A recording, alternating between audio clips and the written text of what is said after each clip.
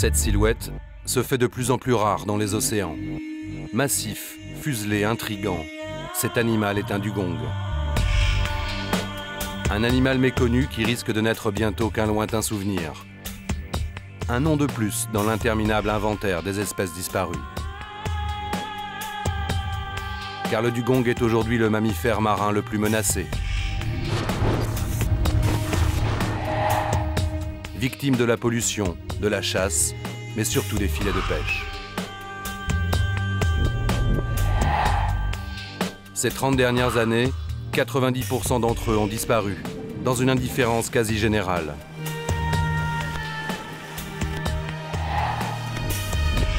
Cousins des lamantins, les dugongs font partie de la famille des siréniens.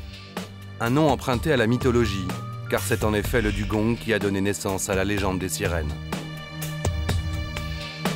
Les dugongs ne subsistent aujourd'hui que dans quelques rares endroits sur la planète, et seule une poignée de passionnés tente de les sauver.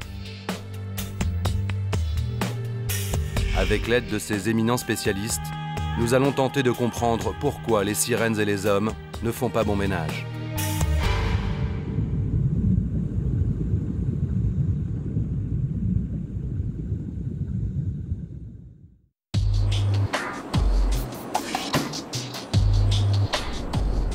Il n'y aurait plus qu'une dizaine de milliers de dugongs dans l'immensité des océans Indien et Pacifique.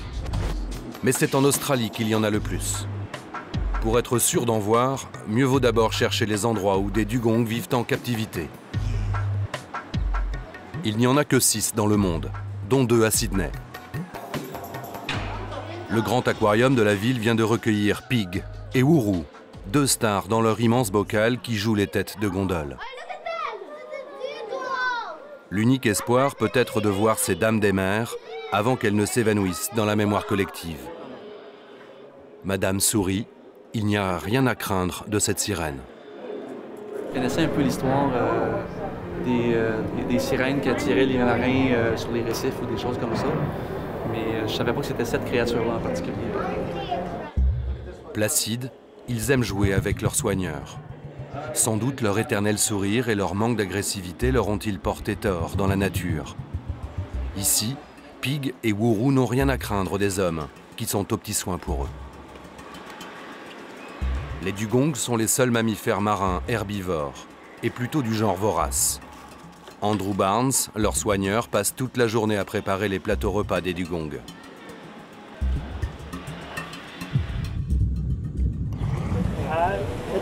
En ce moment, ils mangent environ 120 kg de salade chaque jour.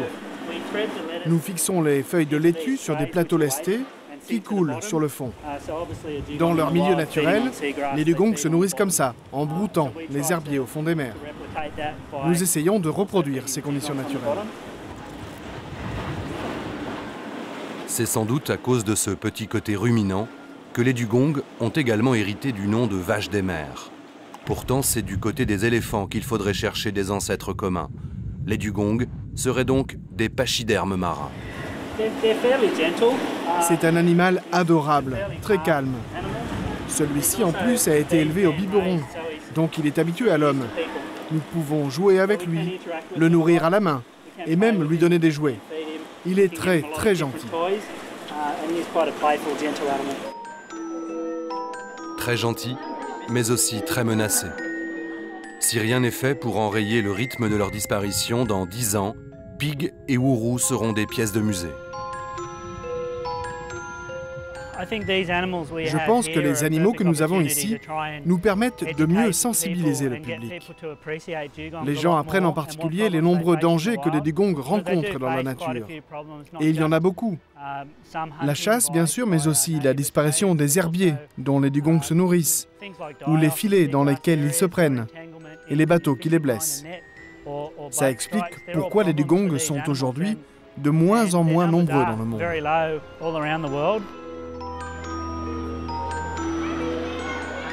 Si le dugong est largement méconnu en Europe, il est assez familier en Australie, où les scientifiques l'étudient depuis 40 ans. La sommité en matière de dugong, son nom scientifique en latin, se trouve à 2000 km plus au nord, à Townsville, dans le Queensland. L'université James Cook est réputée à l'échelle mondiale pour ses études des milieux tropicaux et des sciences de la mer. Ici, dans le département des sciences environnementales, un laboratoire unique au monde se consacre exclusivement à l'étude du dugong. Il est dirigé par le professeur Helen Marsh.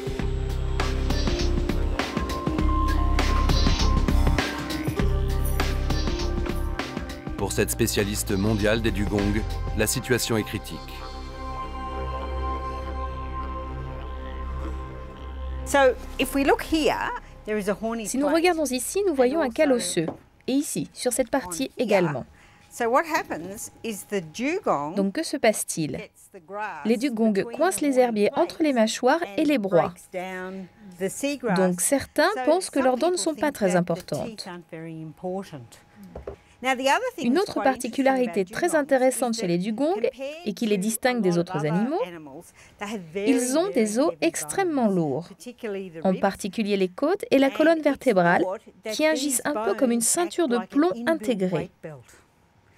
Donc pour un mammifère qui passe énormément de temps au fond pour se nourrir, et afin de réduire au maximum sa dépense d'énergie, c'est mieux pour lui d'être un peu lourd.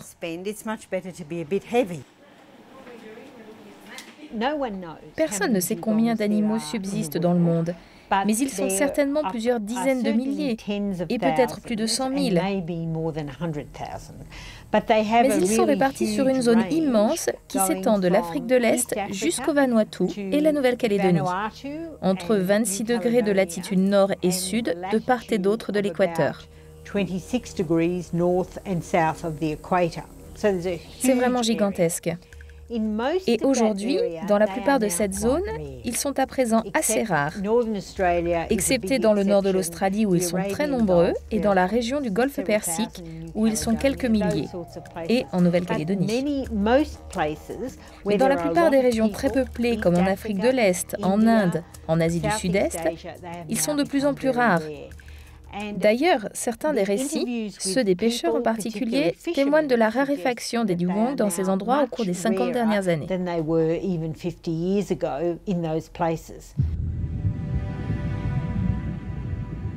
Dans beaucoup d'endroits sur la planète, les dugongs valent bien plus morts que vivants.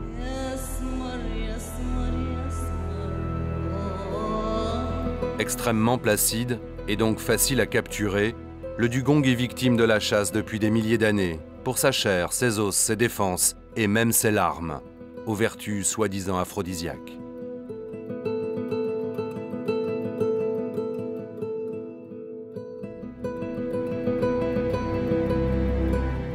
Mais la disparition des dugongs est aussi directement liée à la dégradation de l'environnement. L'agriculture côtière, la pollution ont considérablement modifié les écosystèmes. Et les prairies marines où vivent les dugongs se transforment en désert.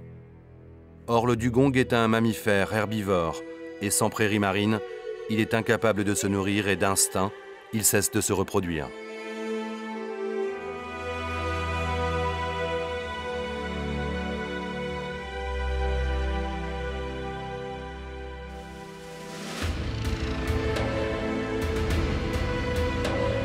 Placé à l'annexe 1 de la Convention de Washington, qui réglemente le commerce international des espèces sauvages, les dugongs pourraient disparaître des mers du globe. De nombreux indices invitent au pessimisme.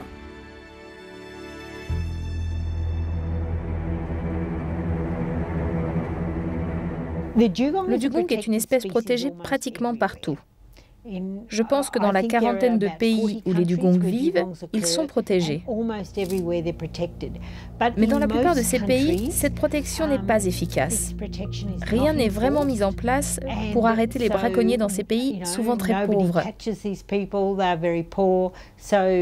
Donc même si le dugong est protégé, cela ne sert à rien.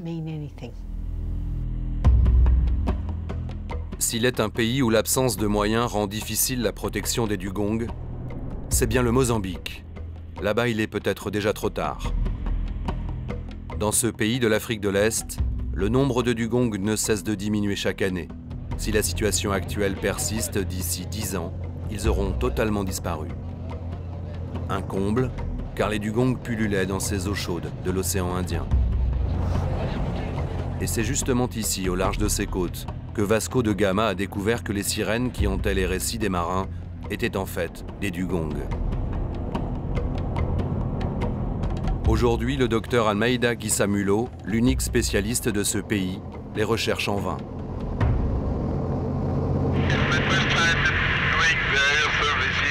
J'ai effectué mon premier survol ici en septembre 1992. Nous avons survolé la zone pendant 2 jours, dans un petit bimoteur.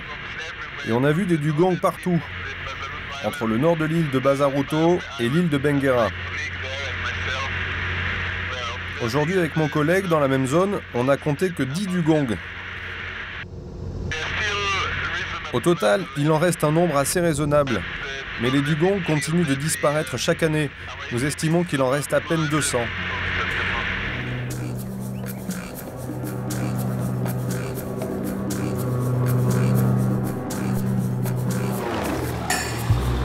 Le braconnage et les grands chalutiers qui ratissent le canal du Mozambique sont certainement à l'origine de ce carnage. Mais pour en être sûr, Almeida a besoin de preuves. Dans son laboratoire situé au Muséum d'histoire naturelle de Maputo, le chercheur vient de recevoir un dugong congelé. Retrouvé mort, échoué sur la côte, le dugong a été rapatrié. Quand un animal est retrouvé mort, voici ce que nous devons faire. Ce n'est pas un travail très plaisant. Mais ce que nous allons apprendre avec celui-ci va nous aider à améliorer la protection des animaux encore vivants. C'est dur, mais nécessaire. Mais Almeida veut en savoir plus. Il effectue un prélèvement de peau pour une analyse génétique. Là, cette boîte, c'est le kit dugong pour les échantillons d'ADN. Ces piluliers nous ont été offerts par l'université australienne James Cook, par le professeur Helen Marsh. Pour faire une bonne analyse génétique, on a besoin d'une base solide de connaissances. Et en Australie, ils ont déjà développé ce que l'on appelle les primaires, les séquences qui permettent de comparer les différences entre les dugongs à travers le monde. Ils le font déjà chez eux, en Australie et dans d'autres parties du monde.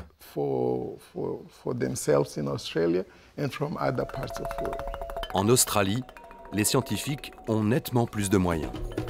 Le laboratoire d'Helen Marsh recherchera d'éventuels résidus toxiques. Almeida ne se satisfait pas pour autant de ses premières conclusions et il se rend 800 km plus au nord, à Vilanculos, l'endroit où le dugong a été retrouvé. L'obstination de ce chercheur à sauver les dugongs peut paraître démesurée. Le pays, un des plus pauvres du monde, peine à se relever de 30 ans de guerre, mais Almeida refuse de baisser les bras. Cette fois, je viens à Vilanculos pour mener une enquête auprès des personnes qui ont trouvé le dugong échoué il y a quelques jours de cela.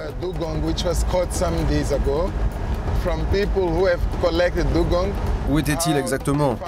À quelle heure? Je veux tout savoir, tout ce qu'ils ont pu remarquer lorsque l'animal était encore frais.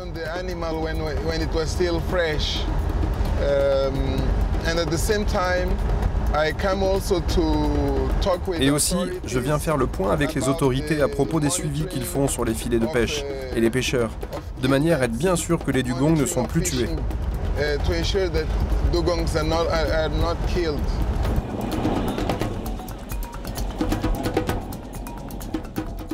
Après 12 heures de voiture, nous arrivons enfin à Vilanculos.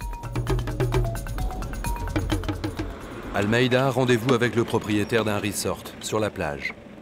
Passionné par le milieu marin, le propriétaire sud-africain de cet hôtel a décidé de s'installer au Mozambique pour faire découvrir aux touristes les espèces locales.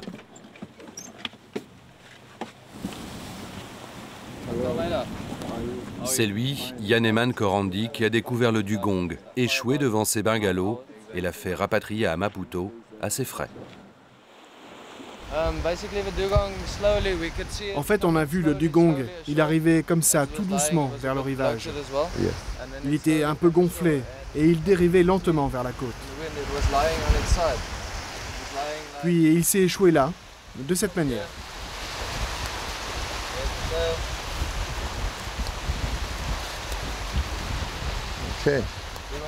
Il était couché comme ça sur le flanc et sa nageoire était là. C'est dans ce sens qu'on l'a trouvé, comme ça, ici.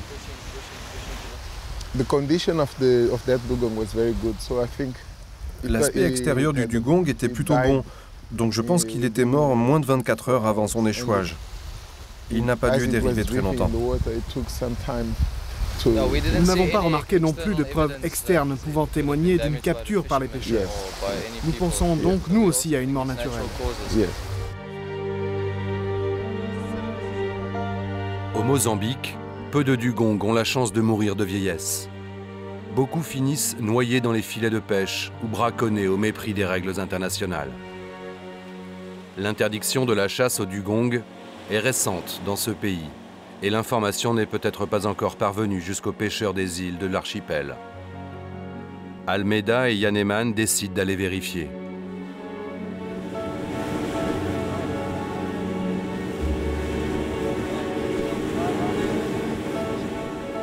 La baie est une réserve marine protégée de 1400 km², l'une des plus vastes de l'océan Indien. C'est ici, dans ce sanctuaire, que vivraient les 200 derniers dugongs d'Afrique de l'Est. La survie des dernières sirènes est loin d'être garantie. La mort de seulement 10 animaux par an suffirait pour éteindre l'espèce.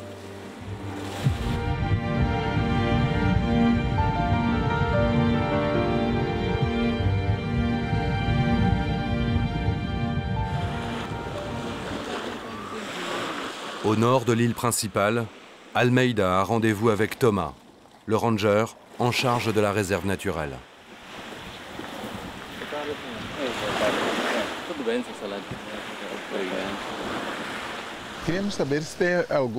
Avez-vous des informations sur des pêcheurs qui auraient utilisé des filets maillants illégalement, qui ont été confisqués durant ces derniers jours? Ces derniers jours? Oui, ces derniers jours. Ces derniers jours, non. La seule chose que j'ai entendue, c'est le dugong qui a été trouvé échoué en face sur le continent.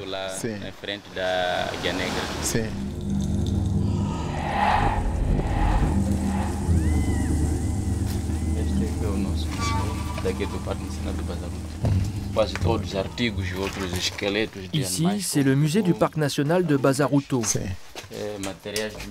Nous avons divers articles et des squelettes d'animaux comme de dugong ou de tortues, des articles de pêche. Tout ce que nous avons ici, c'est du matériel confisqué à des braconniers que nous avons intercepté à l'intérieur du parc national de Bazaruto. Et à propos des dugongs, qu'est-ce que vous avez? Sur les dugongs, nous avons ce squelette. Et là, ici, de ce côté, nous avons le filet maillant, le plus grand prédateur de dugong. À l'intérieur du parc, il est strictement interdit de l'utiliser car il est fatal pour l'animal.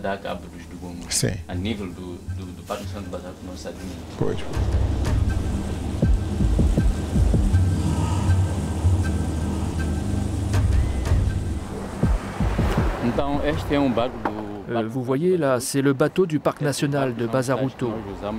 C'est celui-ci que nous utilisons pour la surveillance. En fait, nous avons deux bateaux. Celui-là, c'est le Siganus, l'autre le Serena.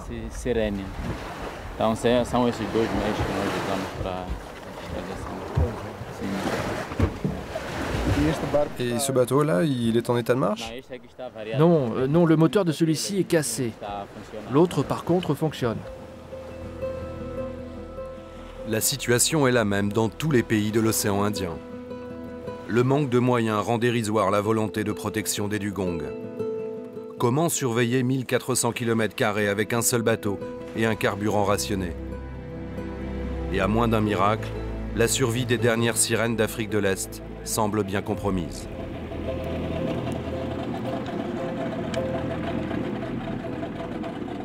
Almeida est lui aussi inquiet.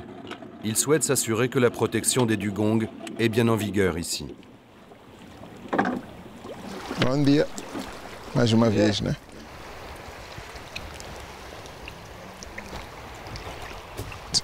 Vous attendez que la marée monte pour aller pêcher, c'est ça? Ok. C'est une maille de 12 cm. Et c'est un filet maillant. Si un dugong se prend dedans, ce filet peut le blesser. Mais normalement, il ne peut pas le tuer. Seulement les filets plus épais, plus grands que celui-là, peuvent vraiment poser un problème pour les dugongs. Celui-là peut le blesser, mais le dugong est plus fort, donc il peut casser ce filet.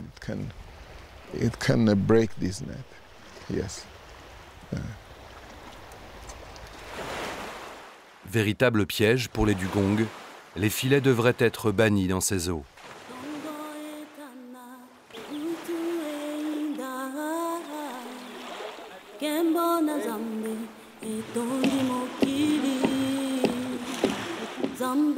Mais comment les interdire totalement aux habitants de ces îles, dont les seules ressources proviennent de la mer? Que pensent ces pêcheurs et leurs familles laissés pour compte, sacrifiés, au profit de la protection des dugongs?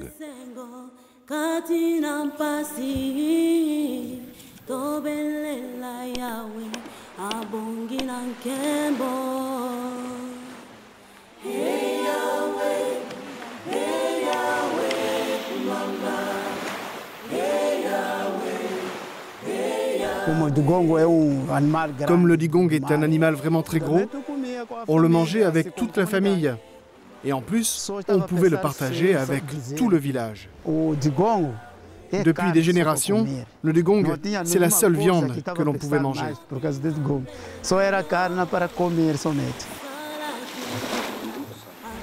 Ça fait longtemps que je n'ai pas attrapé un dugong. On n'a plus le droit de les pêcher. Aujourd'hui, les règles ont changé. Avant, les dugongs nageaient partout ici près de nos côtes. Aujourd'hui, il y a beaucoup de filets et de bateaux rapides qui font du bruit et qui les font fuir.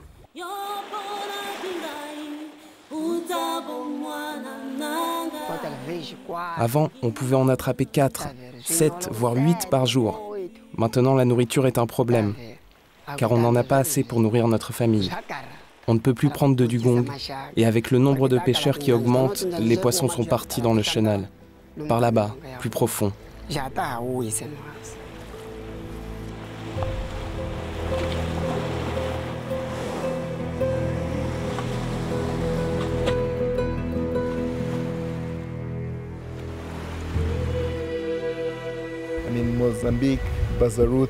Au Mozambique, Bazaruto est le dernier endroit où vivent des dugongs, dans toute l'Afrique de l'Est. Donc si on ne fait pas attention, nous allons perdre les dugongs. Nous parlerons des dugongs comme à l'île Maurice, les gens parlent du dodo, une espèce qui a maintenant disparu. Le dugong, c'est le dodo de cette région. Je pense réellement que nous avons encore une chance et qu'il est possible pour nous de sauver cette espèce. Tous les scientifiques ne partagent pas l'optimisme d'Almeida. Beaucoup estiment au contraire que le seul pays où l'on pourra voir des dugongs dans 50 ans est l'Australie.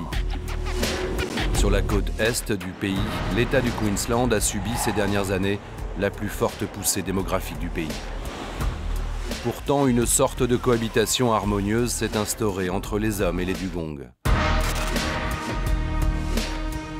Dans la baie de Moreton, tout près de Brisbane, des chercheurs ont réussi à filmer des hordes de dugongs dans des aires protégées où les bateaux à moteur sont bannis. Seuls les chercheurs de l'université du Queensland, dirigés par Janet Lyon, ont obtenu une dérogation. Cette docteure est-dugong est zoologiste, spécialiste des mammifères marins. Une fois par mois, elle met en place une véritable traque aux dugongs dans la baie. Janet et son équipe vont tenter de capturer des dugongs afin de mesurer l'impact de la ville voisine sur l'état de santé de ses protégés.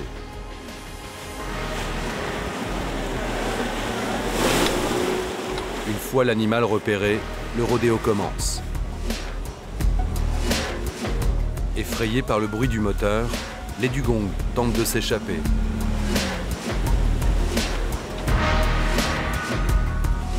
Les piliers de l'équipe enfilent leur casque de rugby et attendent qu'une ou 2 minutes plus tard, l'animal finisse par s'épuiser.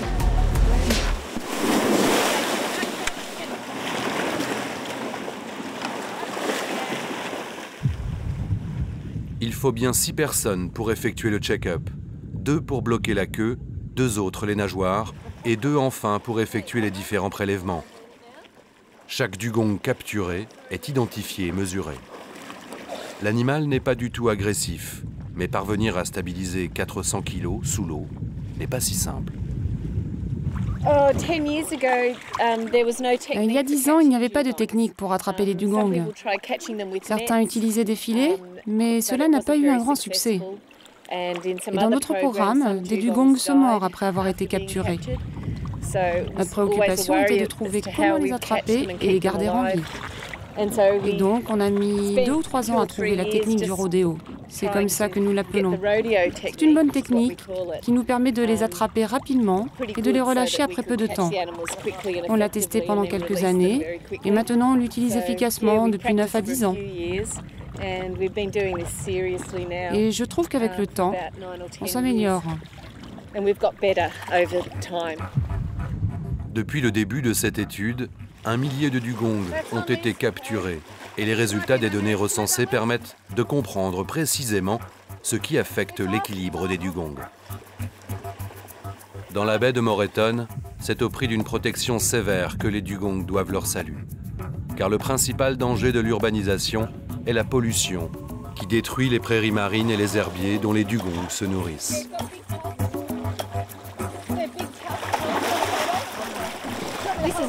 C'est un programme de recapture où l'on marque chaque animal individuellement.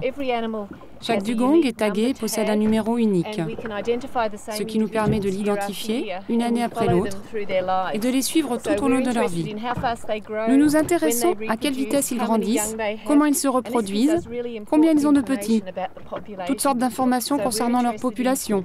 Nous nous intéressons aussi à leur santé et leur nombre dans cette zone urbaine le long de la côte, de manière à comparer cette population avec celle vivant dans des régions inhabitées, là où ils n'ont pas de problème avec l'impact des hommes sur leur environnement.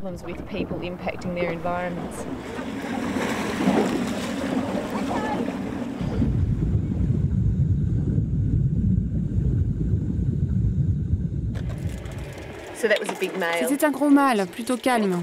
C'était facile, non? Qu'est-ce que vous en pensez?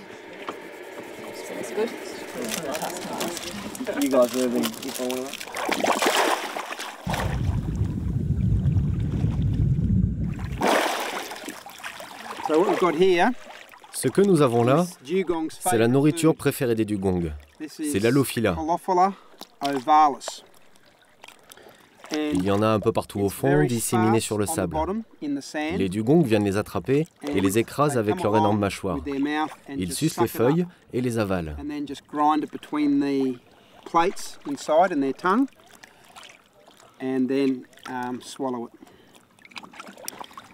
Vous voyez, il n'y a pas grand-chose à manger. Et comme ce sont des vaches des mers, ils mangent toute la journée, chaque jour, simplement pour avoir assez de nourriture pour survivre.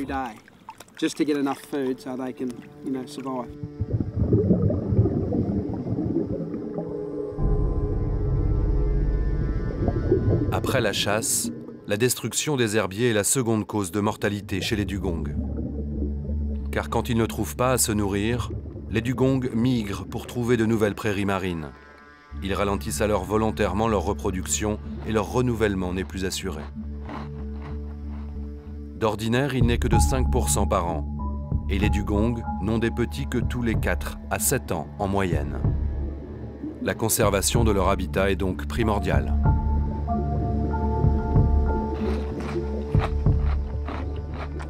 Je pense qu'il y a 2 raisons pour lesquelles ils sont si nombreux en Australie. La première est que les herbiers en Australie sont de très bonne qualité. Au nord de l'Australie, le plateau continental est très large, ce qui donne beaucoup d'espace pour que les prairies puissent grossir. Ça, c'est la première raison. Et la deuxième est que dans la partie nord de l'Australie, dans la plupart des régions, il y a très peu de monde. Et donc, il y a beaucoup de grandes étendues où le dugong n'a jamais été chassé.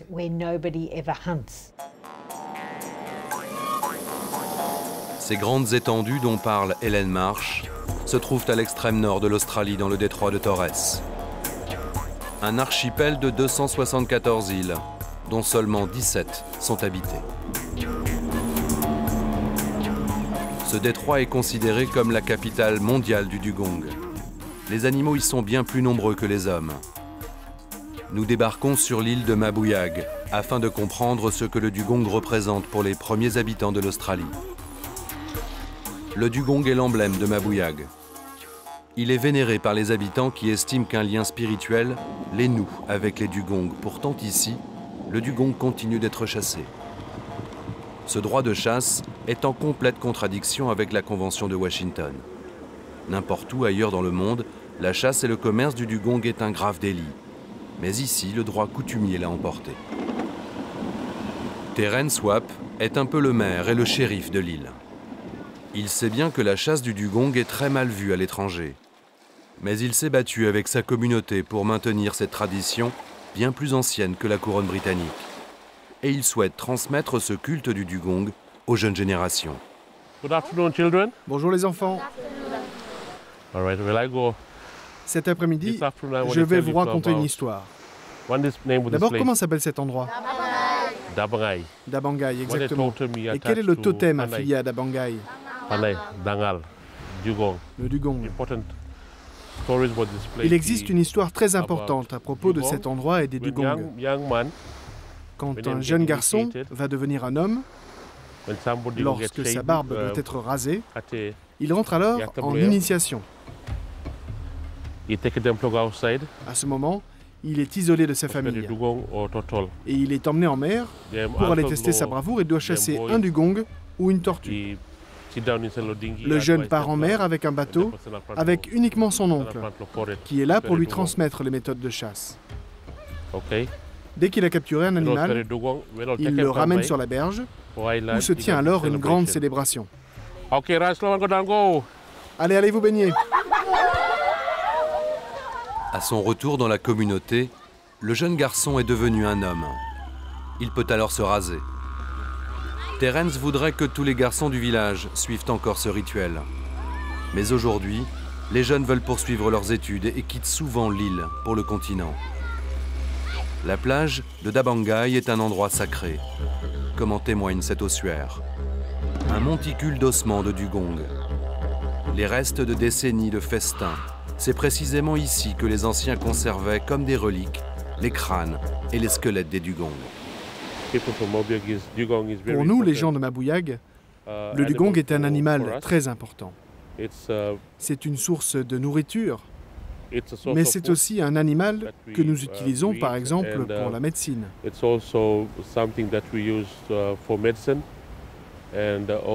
surtout, le dugong, c'est notre totem.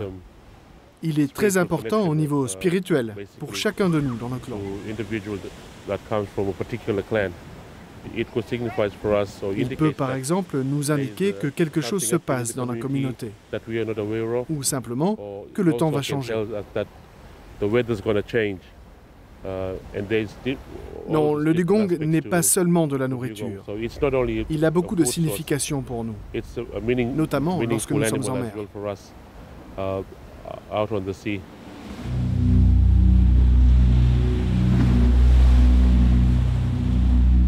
Isolés sur leur petit bout du monde, les insulaires de Mabuyag comptent donc sur la mer pour les nourrir. Alan, le cousin de Terence, est réputé pour être le meilleur chasseur de l'île. Il prépare sa sortie de chasse. Les femmes sont bannies à bord des dinghies. La chasse au dugong est une affaire d'hommes.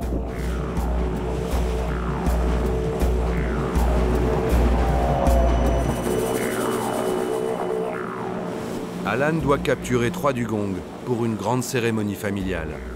Et le temps est idéal.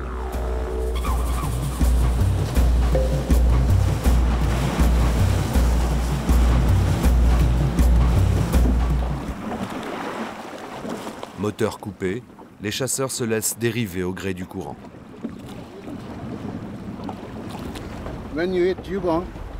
Quand tu touches un dugong,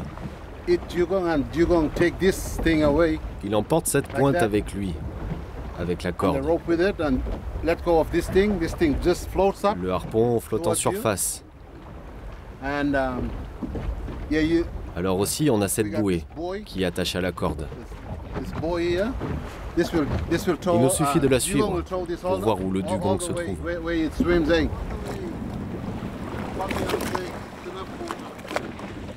C'est donc à la lance que les dugongs sont chassés. Comme autrefois, comme depuis toujours. Les dugongs, très nombreux dans cette région, se font plutôt discrets aujourd'hui. En équilibre à l'avant de son bateau, Alan laisse le courant le guider vers les prairies marines où les dugongs viennent se nourrir.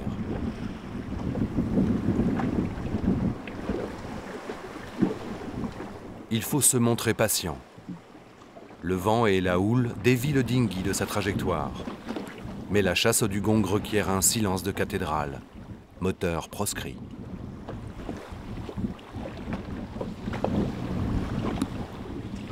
Alan aime cette chasse traditionnelle.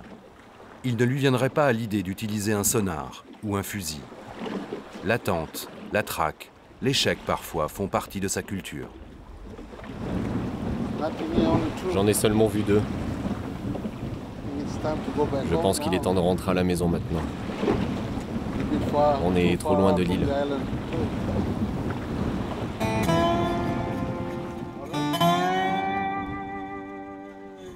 Alan et les chasseurs de Mabuiag ne sont ni des hors-la-loi, ni des bouchers. Cette chasse coutumière a été autorisée par la haute cour de justice du pays. Les aborigènes et les indigènes du détroit de Torres ne chassent que pour se nourrir et ne capturent que ce dont ils ont besoin. Tous savent bien qu'il faut maîtriser ses prises, laisser les dugongs en paix pendant les périodes d'accouplement, pour être sûr de continuer à le chasser et de toujours pouvoir en manger.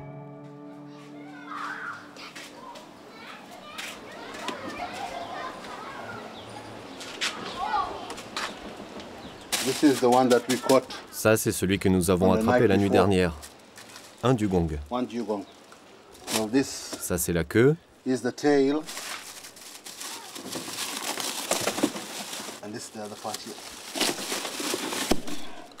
C'est une femelle. On l'a coupé en gros morceaux. Après, nous l'enverrons à la famille, là-bas, sur l'île voisine. Ça fait longtemps qu'ils n'ont pas goûté à cette viande. Ils en ont envie. Ils ont envie de manger du dugong. Nous aussi, ça va, on se sent bien, on en mange souvent. On peut les chasser. Mais nos familles là-bas ne peuvent manger que de la viande des hommes blancs. La chasse au dugong est un droit. C'est un droit culturel de Mabuiag qui vient de nos ancêtres. Et nous voulons fortement pouvoir continuer à chasser.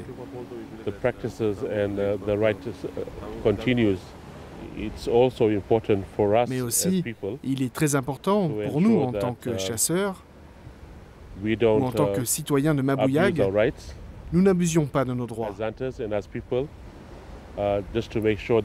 Car c'est très important pour nous de nous assurer que le dugong soit protégé, qu'il survive et qu'il soit respecté.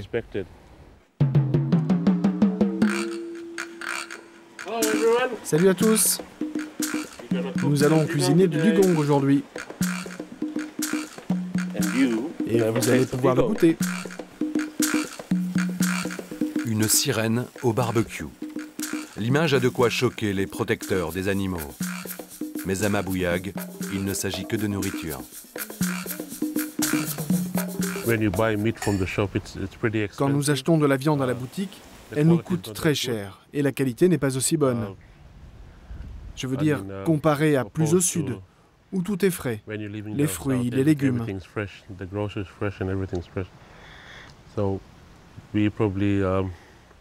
Ici, dans le nord, nous n'avons pas tous ces avantages.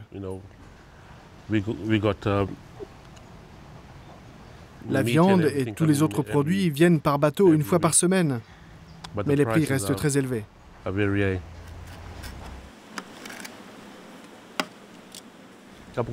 Bon appétit.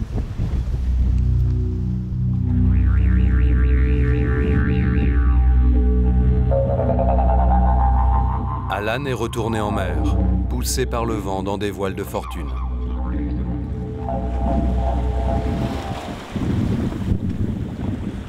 Le temps est parfait.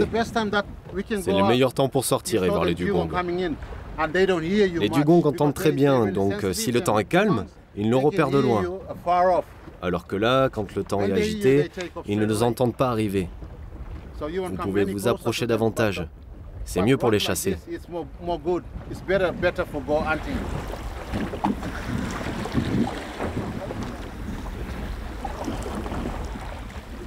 Afin de faire le moins de bruit possible, les chasseurs communiquent par gestes. Puis, une fois l'animal repéré, le face-à-face commence.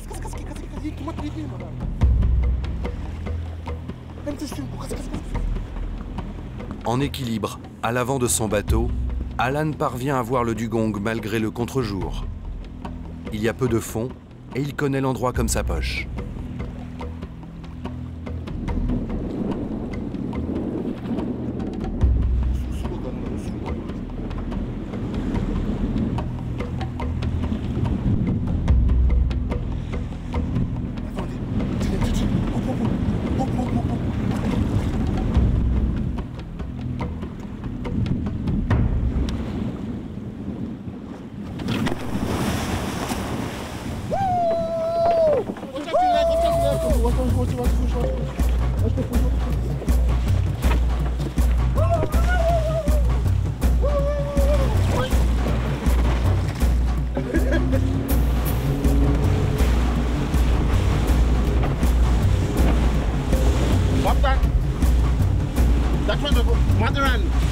C'est une mère et son petit.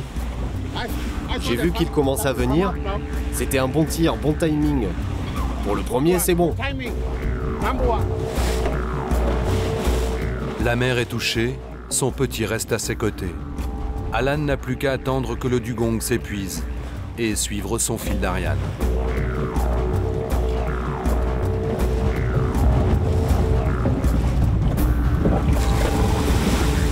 Le jeune dugong est capturé lui aussi.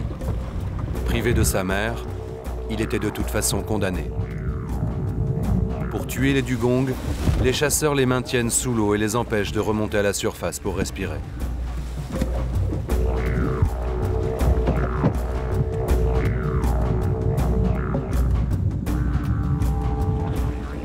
Allez, on va l'accrocher à l'autre, la femelle, et on rentre à la maison. Avant 8 heures. Génial.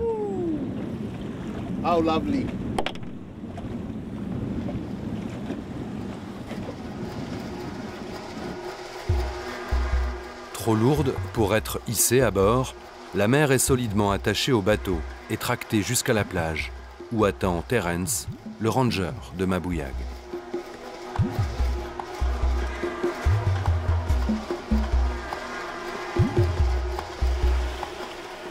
Terence doit établir un constat de capture, une pratique mise en place depuis 1 an à peine et qui doit permettre à la communauté de mieux gérer la population de dugong. Pour le moment, il n'y a aucune restriction. Ce que vous voyez là, c'est que je vais juste enregistrer la capture de ce matin. C'est très important pour moi de noter toutes ces informations.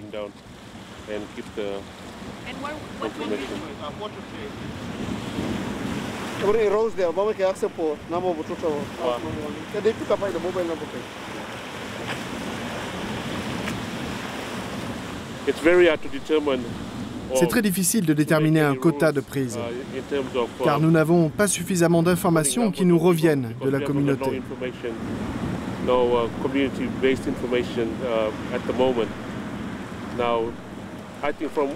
À l'heure actuelle, nous discutons avec les chasseurs du nombre d'animaux qu'il faudrait tuer, afin d'anticiper pour le futur les mesures à prendre qui pourront garantir le maintien d'un nombre suffisant de dugongs à Mabuyag.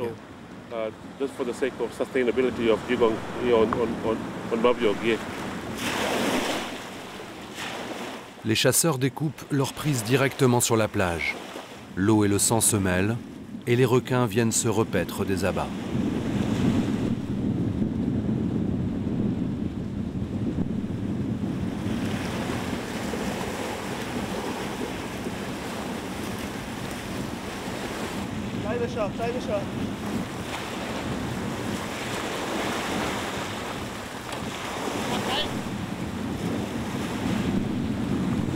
Alan devra retourner à la chasse. Il lui manque encore un dugong pour sa fête de famille.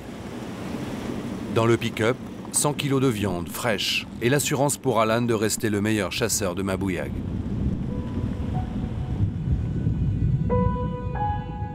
Les dugongs ont encore une petite chance de ne pas rejoindre tout de suite le bestiaire des espèces disparues. En Australie, ils ont une chance de survivre, malgré l'appétit des hommes. Mais force est de constater que partout ailleurs, partout où l'environnement des dugongs est dégradé, la survie des dernières sirènes semble incompatible avec le développement humain.